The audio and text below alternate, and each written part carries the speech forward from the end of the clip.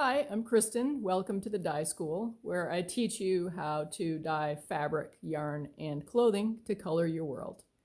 Today, I will show you how to start with a pair of jeans, or 2 or 3, like these. Cut them up into fabric, like this, and overdye the fabric in 1 or 2 colors to be able to use it in a project. I made this sashiko boro bag in a different video that I'll link below with the fabric that I overdyed, so you can check that out. The first thing that I'm going to show you is a pair of very large jeans that actually, I'm embarrassed to say, I've had in storage for about maybe 12 years now. I don't condone this level of hoarding, but if you should happen to have clothes that are this old and you haven't looked at them in 12 years, they're ripe for recycling. These particular jeans were from an ex-boyfriend of mine who had a large waist, but sadly a tiny heart. So that relationship needed to end. So the first thing I'm going to do is cut these pants as if I were going to make them into extra short shorts. So I'll just cut straight across to liberate the leg from the top of the pants.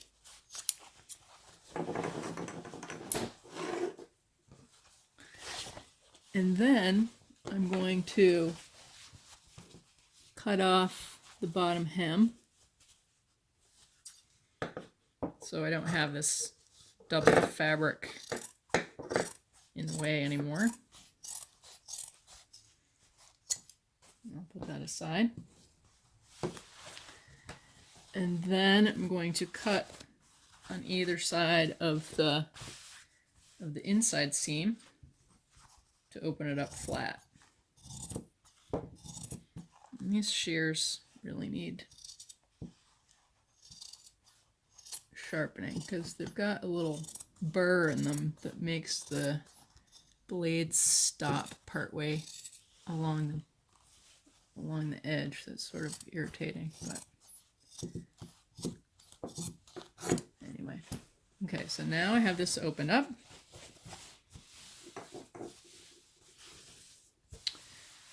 And I'm going to cut again along this line to just cut away this surged and doubled seam.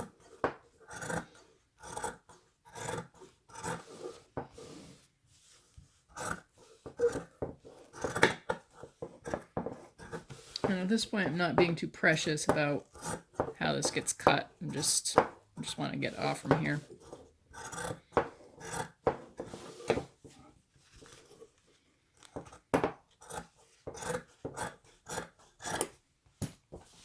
Okay, and I'm going to do that again with the outside seam of the leg. So once again, I'll cut along this edge.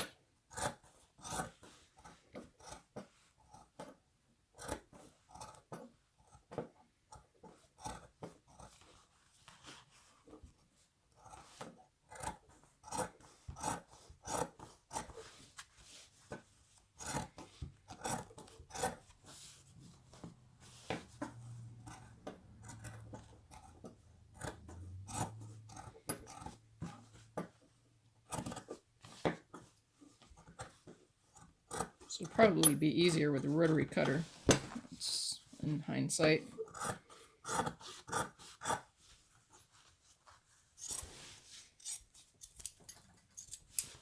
Okay, so now I have this piece of fabric. It doesn't have any seams or any notions or buttons or zippers or anything. So I'm going to put this aside and cut this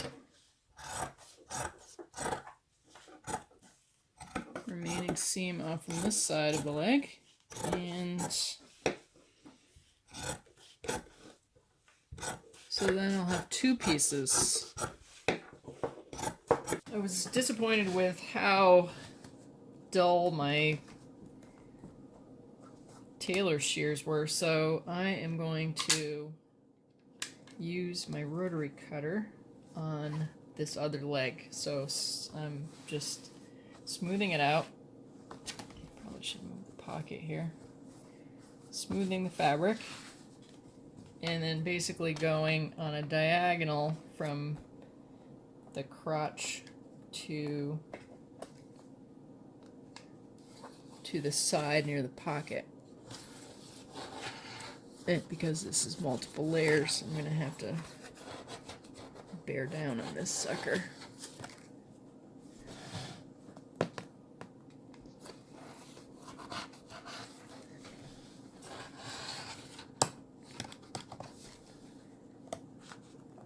Doesn't seem like any of my cutting devices are very sharp.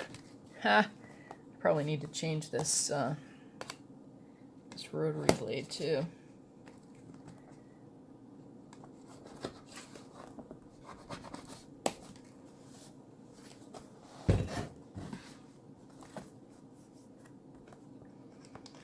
This looks pretty thick though. Like right there at the seam, it's like 4 layers on this side alone.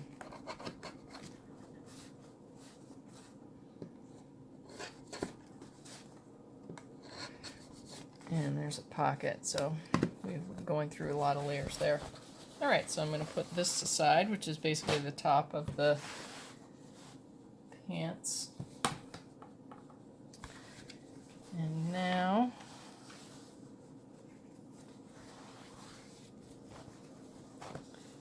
let's see if we can shear off this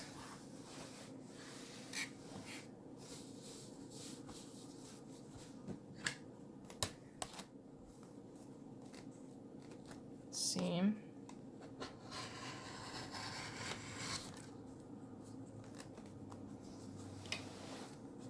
So we can open up the fabric.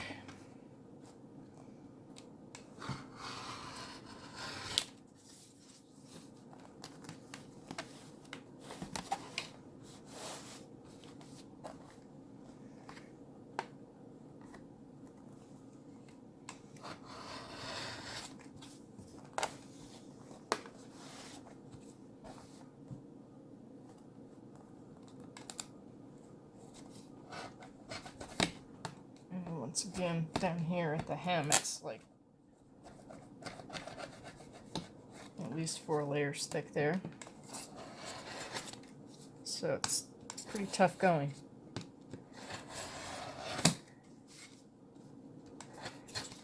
Alright, so there's that. So now I can open this up. Actually, before I open it up, let me get this raggedy bottom off.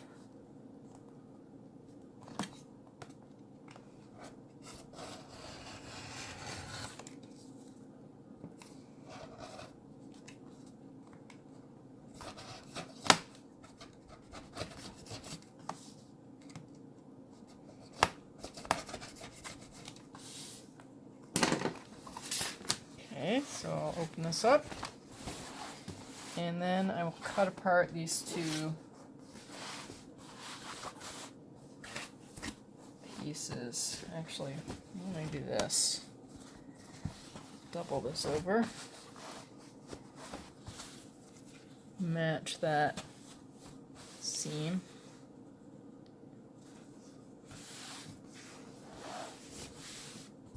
So hopefully this won't be a case when the long or the shortcut is longer than the straight path.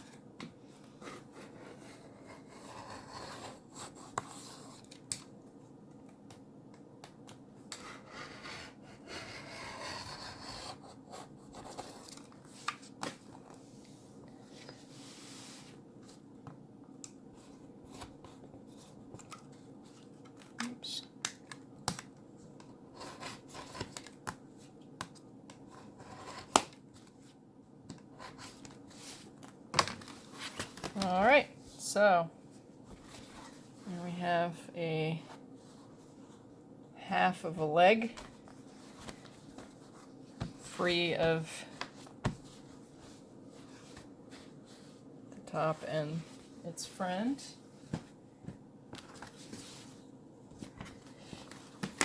And I'll do the same with this to finally cut away this remaining seam.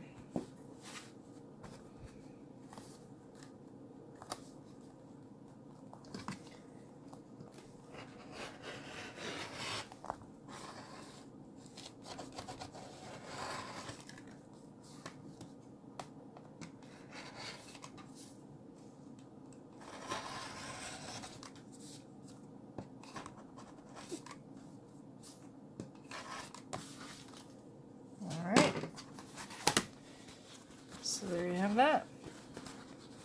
We have a little pocket up here, but I'm just going to leave that there. You can cut it away. Excuse me, cut it away when after I dye it. Right, so there we have 1, 2, 3,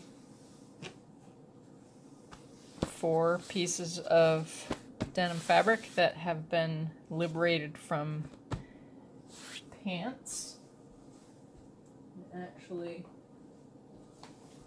I also have this, the same thing, from a different pair that's slightly darker. So I have 1,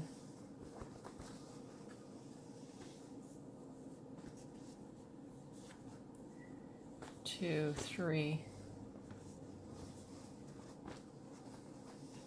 4, 5. And here's yet another pair of pants that's a little different. Two pieces of that. Okay, so we have this pile of denim. I'm going to overdye these pieces to a purple shade so that when you overdye, the color that exists already on the fabric remains there. There are 3 color depths or values of them. That's from the same pair. This one is a slightly darker kind of wash. And this is like a medium value. So what I'm planning on is to overdye these purple, and the dye it'll be the same percentage depth of color for each of these, so that when I end up at the end, there will be 3 different depths preserved, if that makes sense. So I'm not changing the darkness or lightness of the dye itself. I'm counting on the fabric the way it is already to make that change on its own. The piece of fabric I need to end up with for my project is about 14 inches by 17 inches. And so this amount of fabric, I think, will make maybe 2 or 3 pieces that big once I patch the pieces together. So the first thing I need to do is to weigh each of these, which I did with my food scale, gram scale, and I've pinned the total weight to each piece, so it'll be easy to figure out how much dye I need for each piece.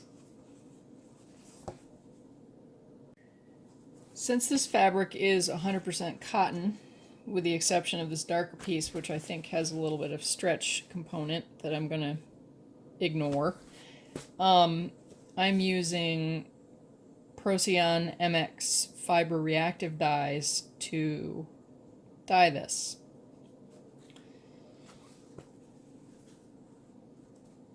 The dyes come in unmixed colors in addition to mixed colors. I'm starting out with unmixed colors, primary colors, so that I can mix my own colors. So these are samples that I made up that are actually dyed on what was white fabric, so that we get a true sense of what the actual dye color is. So here are the 3 blues that I have. And the 2 reds that I have. And if you squeeze your mind back to when you first learned about color mixing, since I want to get purple, I want to add red and blue together to make that purple. Now, each of these colors, even though it's a primary, leans toward a secondary.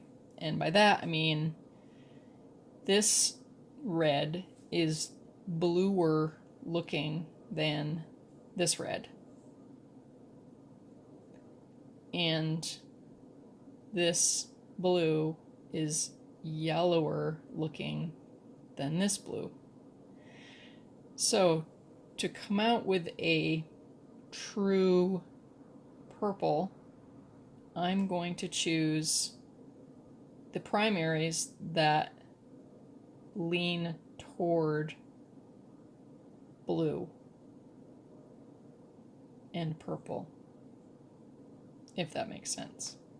If I were to add this blue and this red together, these both lean slightly toward yellow, I would get a duller purple than if I were to choose this red and this blue, or this red and this blue together. So my plan is to dye half of the fabric, approximately half of the fabric, with a combination of 402C mixing blue and 308 fuchsia, which is these 2 dyes put together, and the other half of the fabric with 400 basic blue and 308 fuchsia put together, which is these 2 dyes. Okay, so for the dye reaction to happen, we need usually water, salt, soda ash, and dye. But I'm going to omit the salt here because with fiber reactive dyes, salt acts as a leveling agent, which means it helps keep the dye reaction slowed down enough so that the dye attaches to the fabric in an even way, which I don't really care about in this particular instance. If it comes out uneven, I'm even happier. So I'm going to omit the salt for this dye for this dye bath. So we just need water, which is going to be a low amount to just barely cover the fabric, because I actually want to encourage the dye to be uneven, because I'm going for that look at the end. Soda ash, which is what attaches the dye to the fiber. So this is what makes the reaction happen. So we definitely need that. And dye. And this I will weigh as a powder because I have a gram scale and I can do that. So this is what we need. I'm going to put these 2 pieces of fabric in this first mixture. So that's 37 grams plus 95 grams is 132 grams for that dye bath. And for the second combination, it'll be 104 grams plus 67 plus 29 for a total of 200 grams.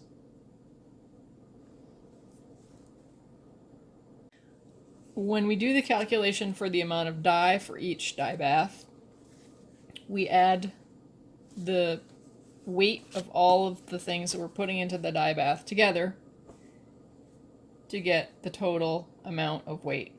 So for the second dye bath, we have 200 grams, and this can be abbreviated WOG or WOG, which stands for weight of goods. So if you see that abbreviation anywhere, that's what that means. It's simply the weight of whatever it is that you're dyeing. And so for this first dye bath, our WOG or weight of goods is 132 grams. Now for fiber reactive dyes, the normal expression of the color is at 2% depth of shade, or DOS. And to get the total amount of dye that we need for these formulas, we multiply 2%, or 0.02 DOS, times the WOG, or weight of goods, to get the total amount of dye.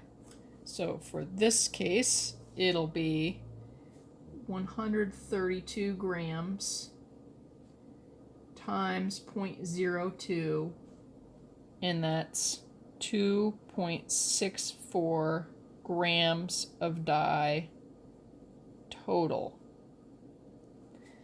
And for this one, it will be 200 grams times 0.02, which is 4 grams of dye total. To figure out the total amount of each dye, primary dye, to put into this 2.64 grams total dye, we multiply the component percentage, which is 40%, times the total. So it'll be 0.4 times 2.64, which gives us 1.056 grams of blue. And for the fuchsia, it'll be 0.6 times 2.64 total equals 1.584 grams of fuchsia. Make sense? So this plus this equals that total. And we'll do it again down here for this.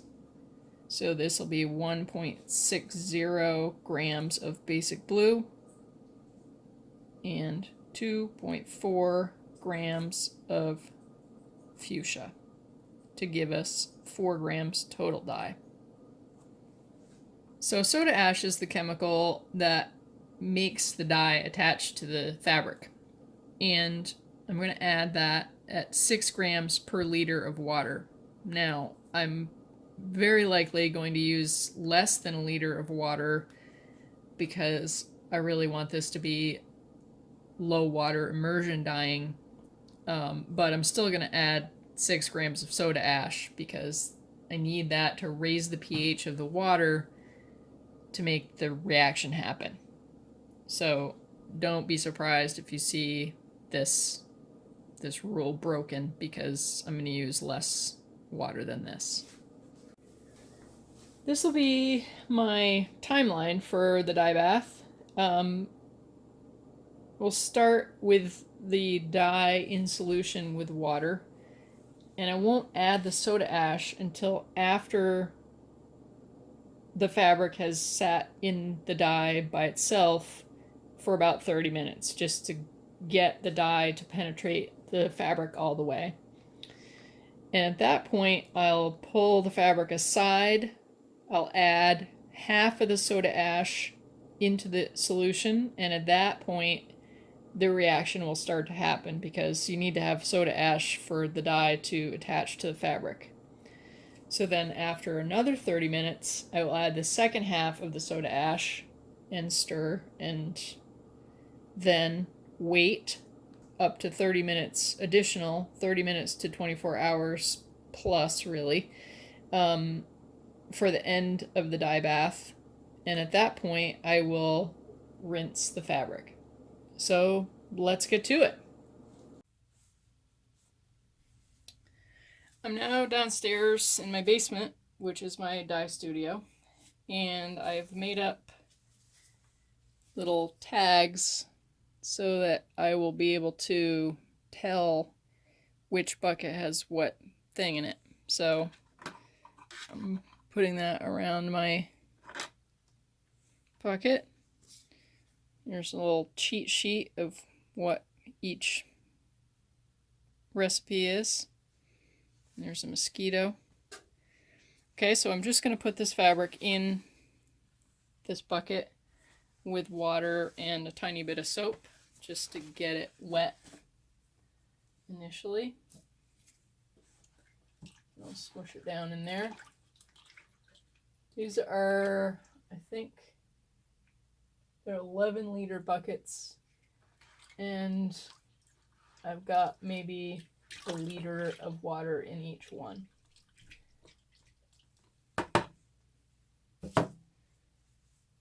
And I'll do the same thing with this. Put my little tag on, and then put the fabric in the bucket. Smush it down.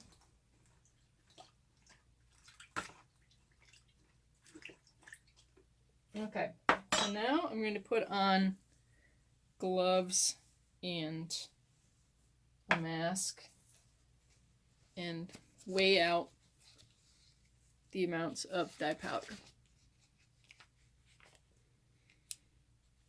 So I have this tiny gram scale that is for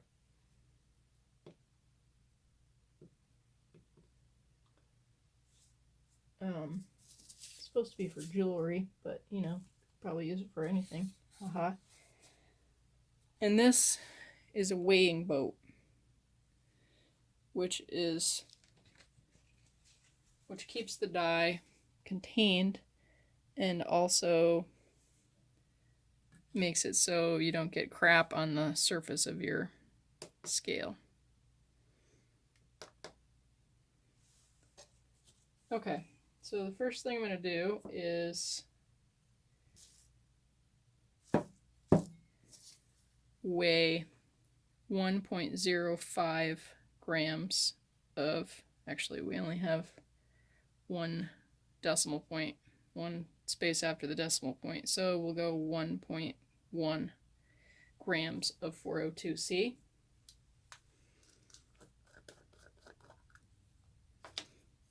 Normally I would be using gloves, but I can't find them.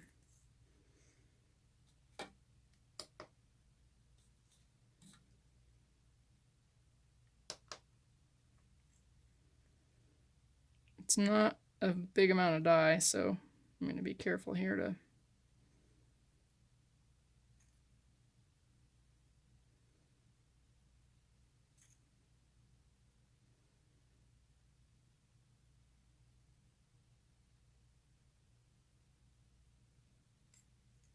almost there. Okay, so there's 1.1. Make sure to cover this up. Put that over there. I'll put this in the water. And now I need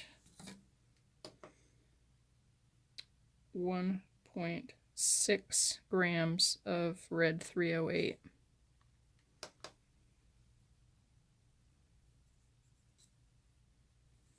Which is actually fuchsia 308.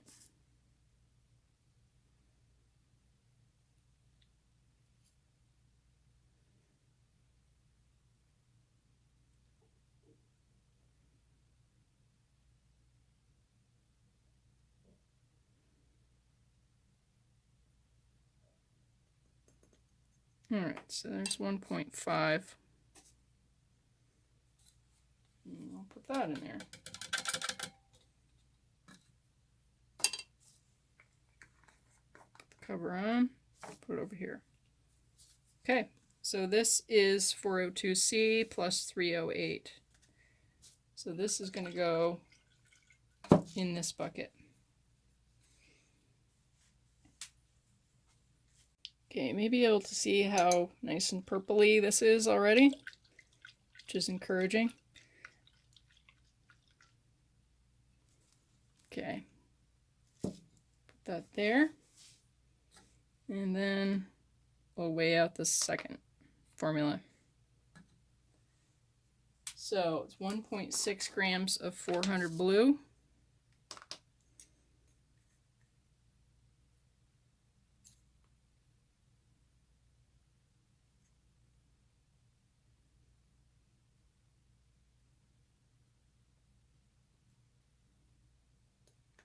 There's that. I'll put this in here.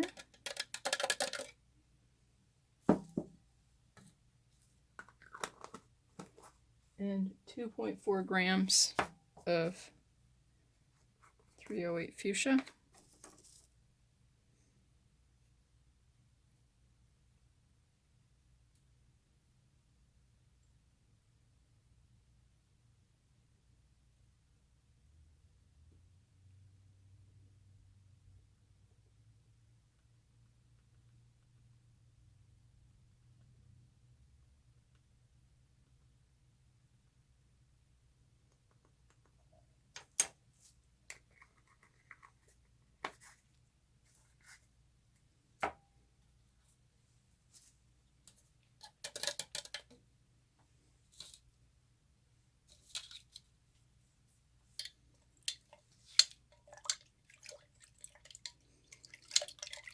Okay, so this is also encouragingly purple, although because it has more fuchsia in it, it is clearly less blue. But hopefully, with the addition of the blue fabric, this will be quite purple once we're done. So you can see that that's purpley. Okay.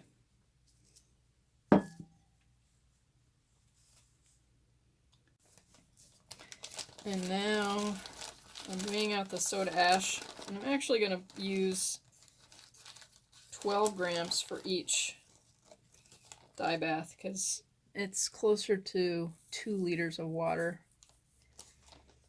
Ugh, doing this thing.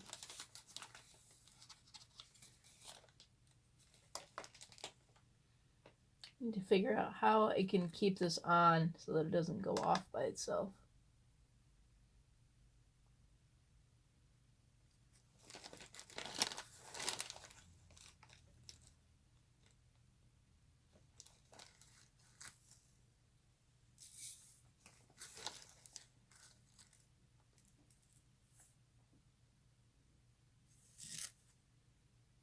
That's 13.4. I'll call that close enough. I'm less careful with this measurement as long as there's enough. I don't care if there's a little too much.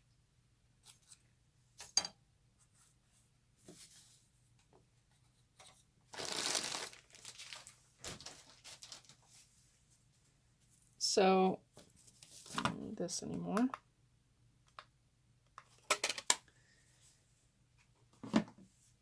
So this stuff, soda ash, will harden up into like concrete if you don't stir it up right away. And this water in the pitcher is like warm tap temperature.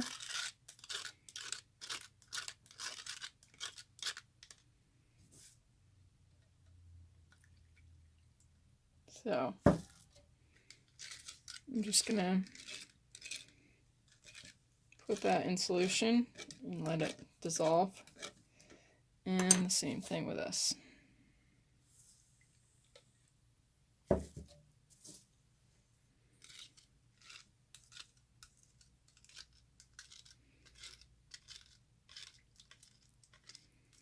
And I'll set this aside until we need it.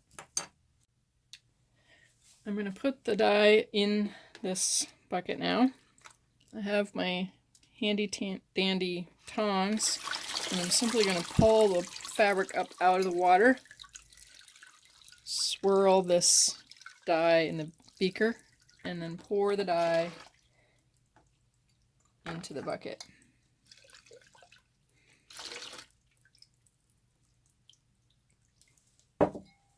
And then put my fabric down in there. Okay, so you can see it's fairly well submerged. It's a little more submerged than I had originally wanted, but that's fine. So I'm just going to let this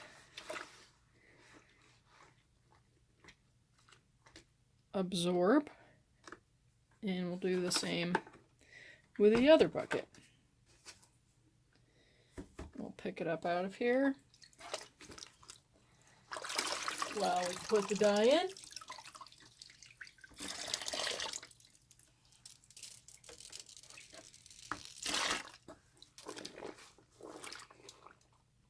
Put it down in the water.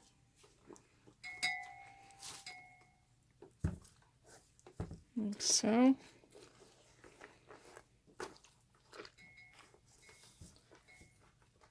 And then we'll set this aside for 30 minutes. I'll set my handy alarm clock and just go upstairs and do something else and bring this with me. So when it rings, I'll come down and I'll put half of the soda ash in each bucket.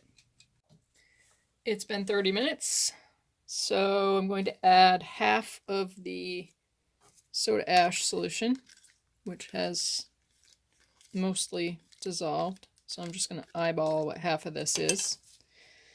I'll lift up my fabric with my tongs, put the soda ash in, and then stir it around, move it.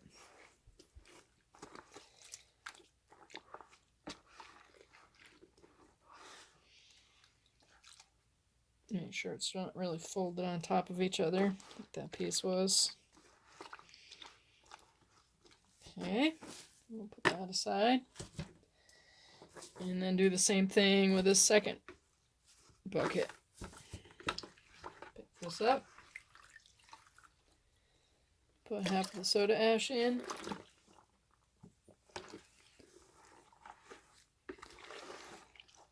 Mix it around. You can see that it's already turning quite purple. This is the lightest jeans, the most faded piece. And this was that darkest piece, sort of a different weave and fabric. It's more purple on the opposite side. Okay, so I'm just going to smoosh that down in there.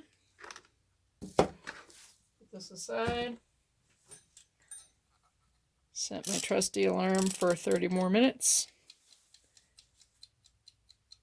And when I come back, I'll add the second half of the soda ash.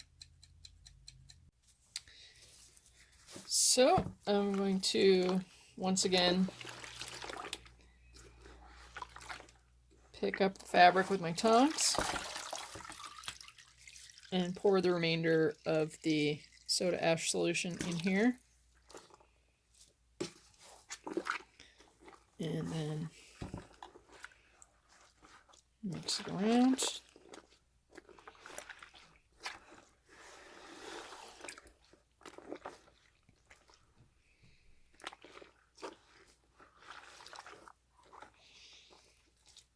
And put it aside.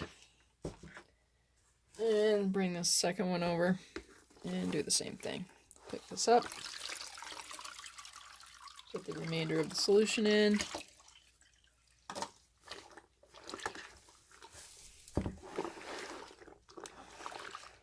Mix.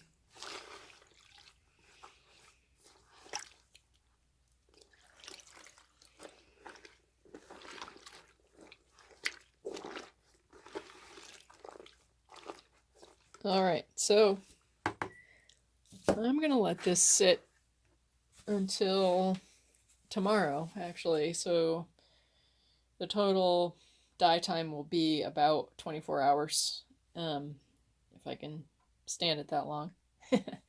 Because I'd really like to get started on this project.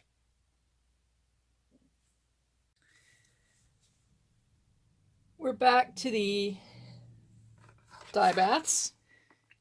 It hasn't yet been 24 hours, but I really can't stand to wait any longer. So I'm going to take these out and go rinse everything. Last night I had this brainstorm that I wanted to put a tassel on the zipper pull for the final project. So I had this fairly thick cotton yarn / cord that I bought to do some macrame, and I just took about, I don't know, 2 yards or so off from the cone and added it into the dye bath. So we'll see how that comes out. Did that for each color. So at this point, I don't have a sink in my studio area, so what I'm going to do is just pour off the liquid in these baths into a bucket, and then take the fabric upstairs to my sink and do a thorough rinse. Just hold that and dump that out. I'm doing this so I can preserve the fact that I still have tags on these buckets telling me which dye bath was what formula, so that I can look at them later and be able to reproduce them.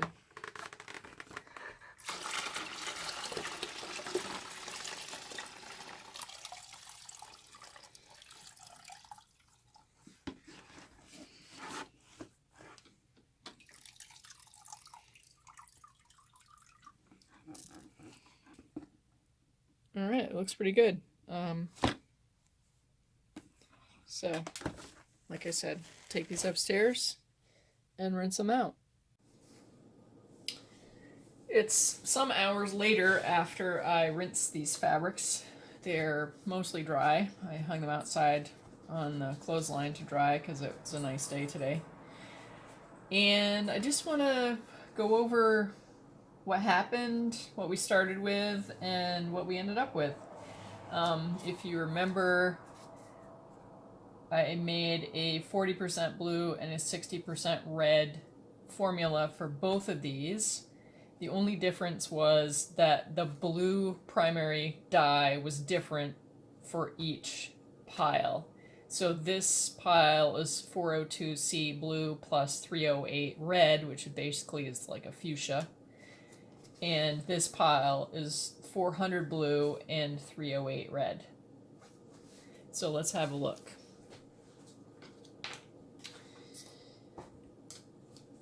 This is the denim that we started with, and this is what we ended up with after we overdyed it purple. So that's the face of the fabric, the right side of the fabric, and this is the reverse. Really interesting, right? Face, reverse.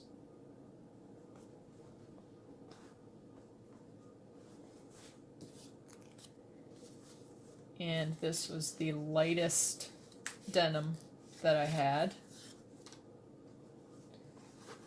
which clearly is more purple looking than the other one because the fabric was lighter colored to start with. So that's the face, and that's the reverse.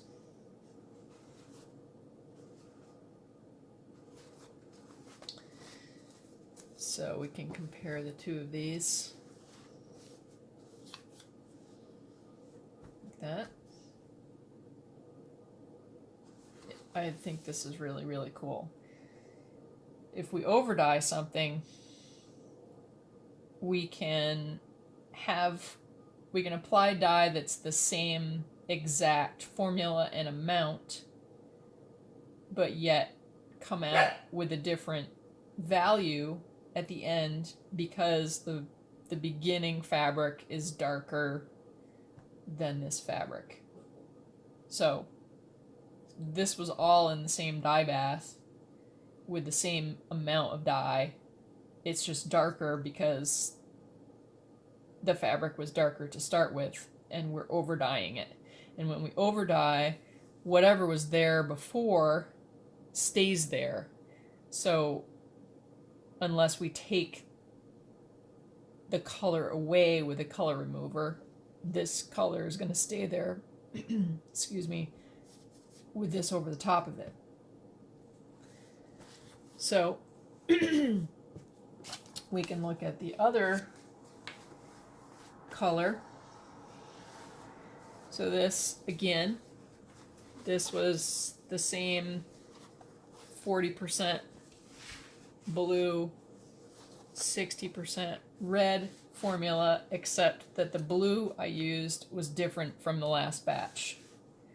And you can see that this is much more fuchsia than the other batch.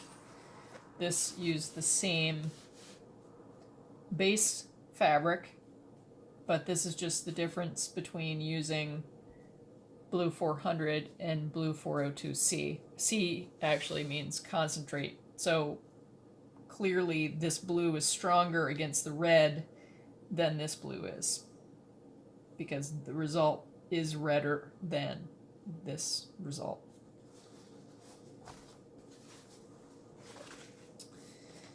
And here we have the sort of medium blue denim